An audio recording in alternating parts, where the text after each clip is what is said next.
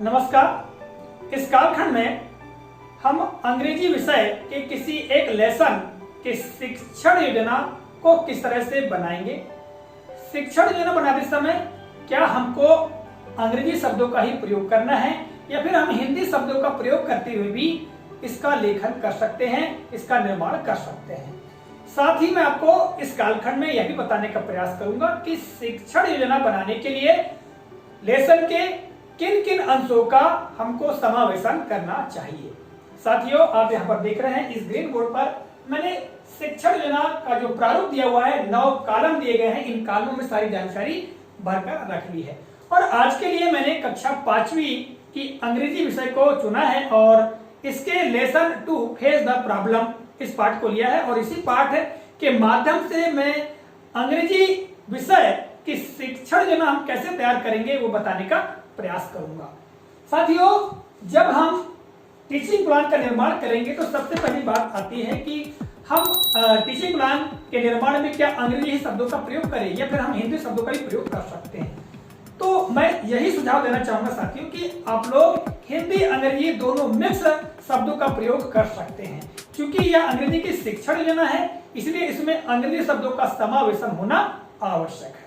ठीक है, आप यहाँ पर देखेंगे मैंने पूरे 9 कॉलमों में जानकारी लिखी है और सबसे पहले आता है अवधारणा क्षेत्र अर्थात कॉन्सेप्ट्स। साथियों, कॉन्सेप्ट्स में हम क्या क्या लिखेंगे इस संदर्भ में आपको मैं बताना चाहूंगा। सबसे पहले हम देख लेते हैं पाठ्य पुस्तक। ठीक है, आप मेरे हाथ में देख रहे हैं ये अंग्रेजी की पाठ्य पुस्तक है और इस पाठ्य पुस्तक में लेसन 2 फेस द प्रॉब्लम, ठीक है, ये दिया गया है। तो साथियों, आपको लेखन से पहले, चूंकि मैंने पिछले वीडियोस में भी आपको काफी बार ये जानकारी दी है कि जब भी हम टीचिंग प्लान तैयार करेंगे उसके पहले हमको उस लेसन को अच्छी तरह से पढ़ लेना चाहिए, समझ लेना चाहिए कि उसमें क्या दिया गया है। ठीक है, साथ में हम इधर जो कॉम्प्रहेंशन है, वर्ड पावर है, इसके अलावा जो भी एक्सरसाइज दी गई है ना, और ग्रामेटिकल पोर्शन में क्या क्या दिया हुआ है, उस सारी बातों को हमको सबसे पहले पढ़ लेना चाहिए, समझ लेना चाहिए। इसके पश्चात ही हम लेखन प्रारंभ करेंगे। हम देखें यहाँ पर पहला खंड है अवधारणा क्षेत्र अर्थात कॉन्सेप्ट। तो साथियों, इस पाठ से हम क्या कॉन्सेप्ट दे सकते हैं। जो भी पाठ दिया हुआ होता है उस पाठ में वही जानकारी दी गई होती है या उससे संबंधित जानकारी दी गई होती है जो हम अपने विद्यार्थियों को सिखाना चाहते हैं। तो यहाँ देखिएगा अवधारणा क्षेत्र के अंतर्गत पहले मैंने लिखा है कि न्यू इंग्लिश वर्ड्स सीखना और उसका अर्थ हिंदी में जानना, अर्थात नए शब्द अंग्रेजी में लिखना और उनके अर्थ को जानना हिंदी में।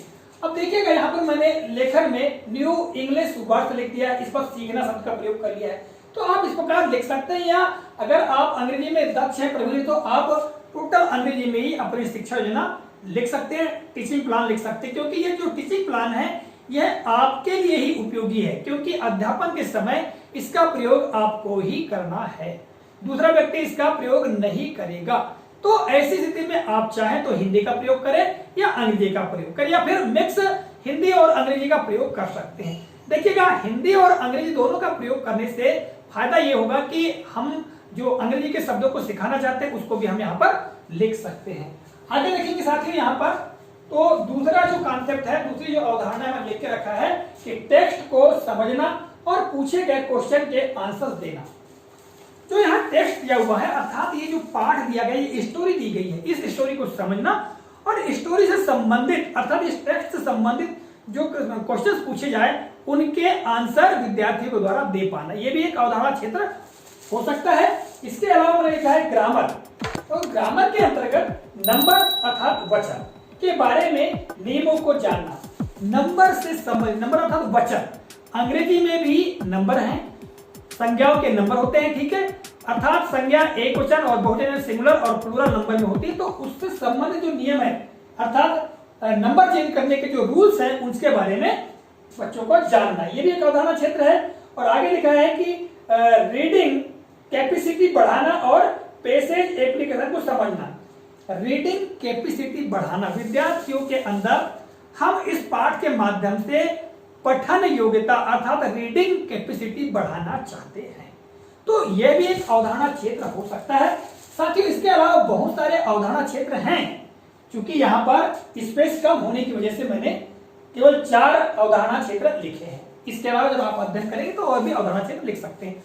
तो जैसा कि आपने यहाँ देखा, मैंने आधी हिंदी आधी अंग्रेजी का प्रयोग करके इसको लिख लिया है, ठीक है। चूंकि इसका अध्यापन मुझे ही करना है या मैं ही अध्यापन करूंगा और अध्यापन में जो कुछ जानकारी लिखा है इसका प्रयोग मुझे ही करना है, तो मैं अपने तरीके से अपनी सुविधा के लिए जो अपना टीचिंग प्लान है उसको तैयार कर सकता हूँ। आगे देखेंगे पाठ का नाम और क्रमांक अर्थात लेसन और लेसन नंबर। तो लेसन 2 फेस द प्रॉब्लम। तीसरा है पेडागॉजिकल प्रक्रिया, प्रस्तावना और गतिविधियां, पेडागॉजिकल प्रोसेस हम इसको कह सकते हैं।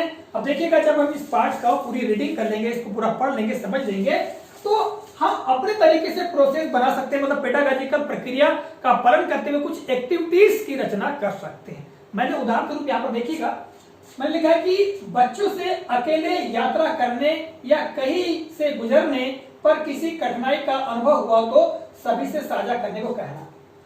हम शुरुआत कहां से कर सकते हैं? शुरुआत पाठ की हम कर सकते हैं कि विद्यार्थी ने कहीं की यात्रा की है, क्या वे अकेले कहीं से गुजरे हैं और उनको किसी मुसीबत का सामना करना पड़ा है।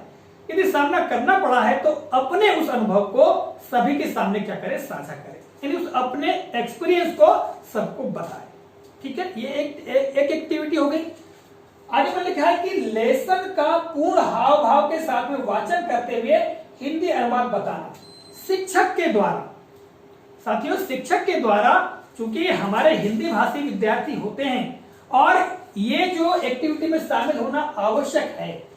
ध्यान रखें कि प्रत्येक पाठ के लिए हमको इस एक्टिविटी को रखना अति आवश्यक है, क्योंकि जब तक हम विद्यार्थी को ट्रांसलेशन करके नहीं बताएंगे, विद्यार्थी बिल्कुल पाठ को नहीं समझेगा।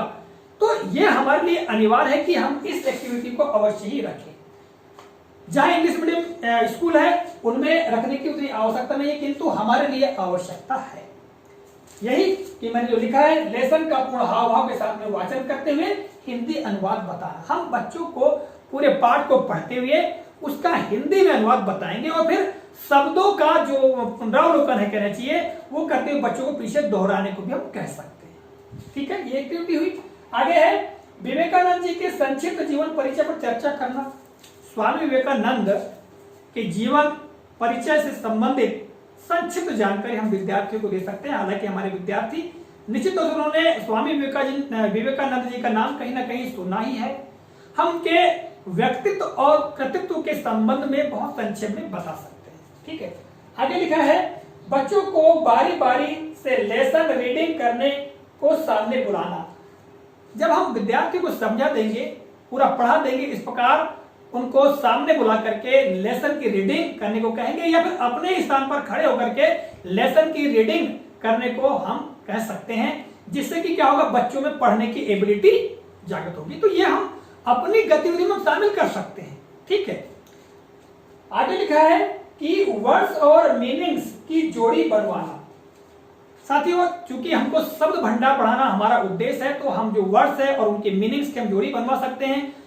चाहे तो हम ब्लैक बोर्ड पर वर्ड्स लिख सकते हैं और इधर भी उनकी मीनिंग्स लिख सकते हैं और उनकी जोड़ी बनवा सकते हैं बारी बारी से। इस तरह कार्ड्स के माध्यम से भी हम जोड़ी बनवा सकते हैं। ठीक, और इसमें लिखा है कि वर्ड्स कार्ड्स से नंबर की जानकारी देना। वर्ड्स कार्ड जो टीएलएम के अंतर्गत हम वर्ड्स कार्ड बनाएंगे, शब्द के कार्ड बनाएंगे, तो उनमें हम नंबर की जानकारी दे सकते हैं। सिंगुलर नंबर से प्लूरल नंबर का मैच करना, इस प्रकार हम करवा सकते हैं।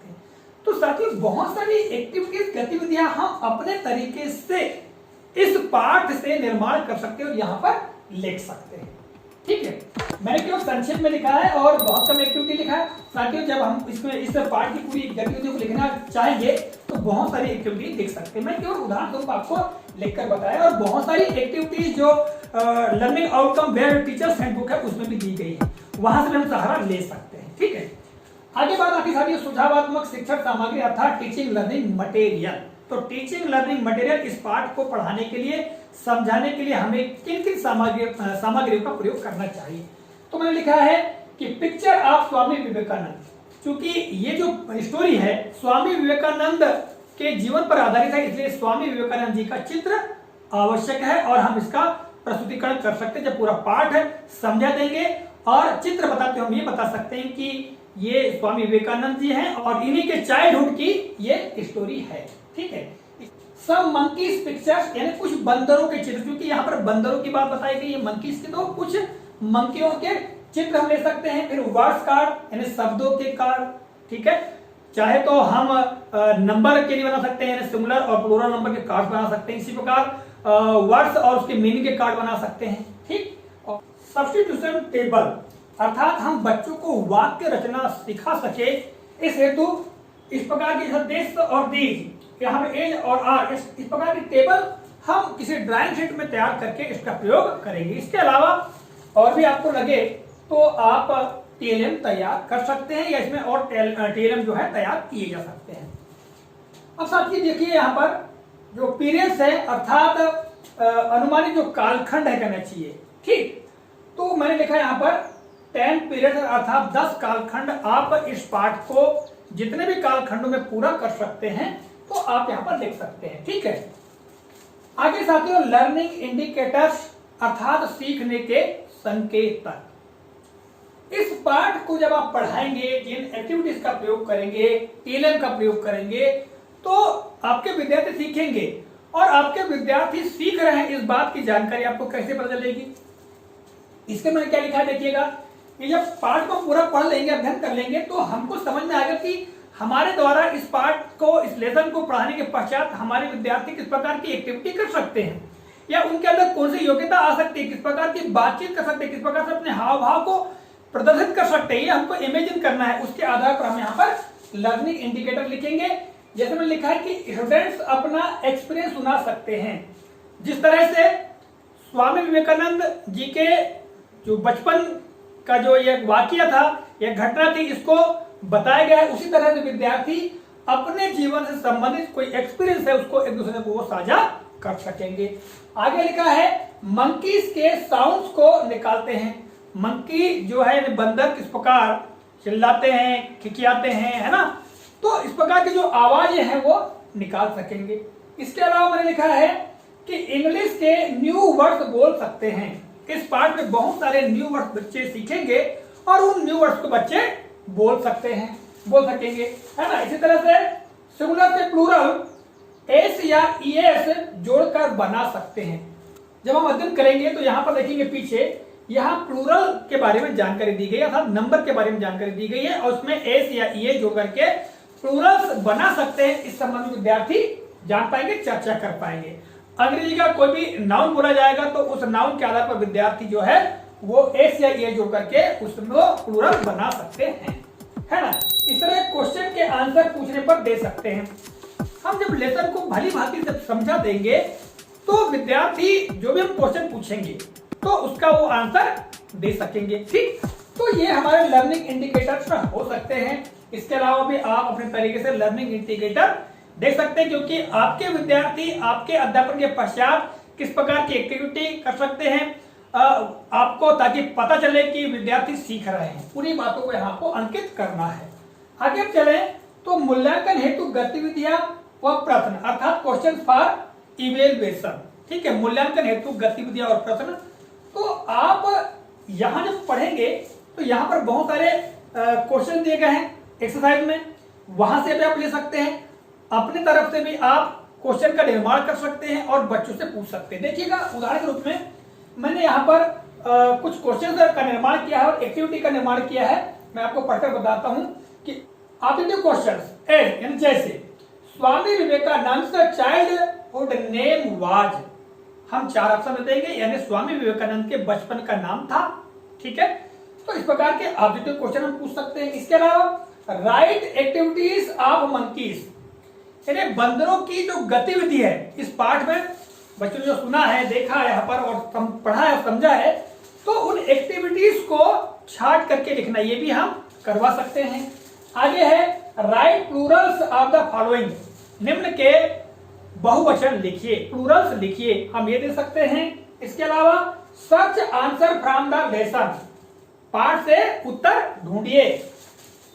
जैसे who gave a stick to Narendra, Narendra को छड़ी किसने दिया, तो इस प्रकार बच्चे पाठ से इसका आंसर ढूंढ सकते हैं। और आगे लिखा है write an application to your head master, अपने प्रधान पाठक को आवेदन पत्र लिखिए। आप यहां देखेंगे तो यहां पर पेज नंबर 10 पर दिया हुआ है एप्लीकेशन। इसके बारे में हमको पढ़ाना पड़ेगा। जब हम पढ़ाएंगे इसके बारे में, जबकि यहां पर दिया हुआ है, देखो मैं आपको बताऊंगा अवधारणा क्षेत्र के अंतर्गत स्पष्ट हमने कर दिया है कि टेक्स्ट को समझना और पूछे गए क्वेश्चन के आंसर। यानी किसी प्रकार का टेक्स्ट दिया गया है, चाहे वो एप्लीकेशन हो चाहे कोई पैसेज हो, ठीक है, उसको समझ करके उसके संबंधित आंसर, क्वेश्चन के आंसर देना, तो उसी के अंतर्गत रहेगा एप्लीकेशन की राइटिंग। ठीक है, तो इस तरह से हम बच्चों के इवेल्युएशन के लिए, मूल्यांकन के लिए यहाँ पर गतिविधियां और कथनों का निर्माण कर सकते हैं। ठीक है, अब देखिए आगे, आओ करके सीखे घर में और खेल खेल में, अर्थात एक्टिविटीज। यहां पर मैंने लिखा है कि right any other story like face the problem and use English word in it. हम विद्यार्थी को दे सकते हैं कि फेस द प्रॉब्लम जैसी कोई कहानी को लिखे और उस कहानी को हिंदी में लिखना है, किंतु हिंदी में लिखते हुए वहां पर कुछ अंग्रेजी शब्दों का प्रयोग करें। आशय यही है इसका, यानी अंग्रेजी शब्दों का प्रयोग करते हुए ऐसी ही, यानी फेस द प्रॉब्लम जैसी कोई कहानी लिखे। ये एक एक्टिविटी हो सकती है, गतिविधि हो सकती है बच्चों को घर में करने के लिए। इस तरह आगे देखेंगे तो मैंने लिखा है कि काउंटेबल एंड अनकाउंटेबल नाउन्स की लिस्ट बनाओ। गण संज्ञाएं और अगण संज्ञाओं की सूची बच्चों को हम बनाने को दे सकते हैं और प्रत्येक बच्चा इसकी सूची बना सकता है। इस तरह लेसन के डिफिकल्ट वर्ड्स को लिखो और डिक्शनरी से उनकी मीनिंग ढूंढो। इस पाठ के जो डिफिकल्ट वर्ड्स हैं, जो कठिन शब्द हैं, उनको बच्चों को हम लिखने को दे सकते हैं और उनकी जो मीनिंग है हिंदी में डिक्शनरी से ढूंढने के लिए हम कह सकते हैं। तो ये एक्टिविटीज हो जाएंगी। ठीक है, आओ करके सीखिए घर में और खेल खेल में। अब अंत में आता है लर्निंग आउटकम्स, सीखने के प्रतिफल, सीखने की संप्राप्ति। तो देखिएगा, सीखने की संप्राप्ति के अंतर्गत मैंने लिखा है लेसन की इजीली रीडिंग कर पाते हैं। जब हम बच्चों को अच्छी तरह समझा देंगे तो इस लेसन 2 को बड़े आसानी से, सहज तरीके से बच्चे रीडिंग कर पाएंगे। ठीक, ये हमारा एक लर्निंग आउटकम हो गया। दूसरा है नाउन्स के नंबर्स चेंज कर सकते हैं, यानी जो संज्ञाएं हैं, संज्ञाओं के वचन परिवर्तित कर सकते हैं, क्योंकि इसमें दिया हुआ है संज्ञाओं के संदर्भ में, यहाँ पर वचन के बारे में दिया है और यहाँ जो पाठ की जितनी भी संज्ञाएं हैं उनके हम बच्चों को नंबर चेंज करना सिखा सकते हैं बच्चों को। ठीक है, इससे आगे लेसन से क्वेश्चंस के आंसर ढूंढ सकते हैं। जब हम पाठ पढ़ा देंगे, इस लेसन को पढ़ा देंगे, तो बच्चे जो भी क्वेश्चन है उसके आंसर इस पाठ से भी ढूंढ पाएंगे। यह भी हमारे बच्चों के लिए लर्निंग आउटकम होगा। और आगे में लिखा है कि अपने हेड मास्टर को एप्लीकेशन लिख सकते हैं, यानी अपने प्रधान पाठक को वे एप्लीकेशन अर्थात आवेदन पत्र लिख सकते हैं। साथियों, चूंकि प्रत्येक खंड में यहाँ स्पेस कम है तो मैंने कम जानकर देखिए, इसके अलावा लर्निंग आउटकम्स हो सकते हैं। तो इस कालखंड में मैंने आपको बताया कि हम जो इंग्लिश का टीचिंग प्लान है वो हम किस प्रकार से लिखेंगे, किस प्रकार के शब्दों का हम प्रयोग कर सकते हैं। आज के लिए इतना ही। जय हिंद।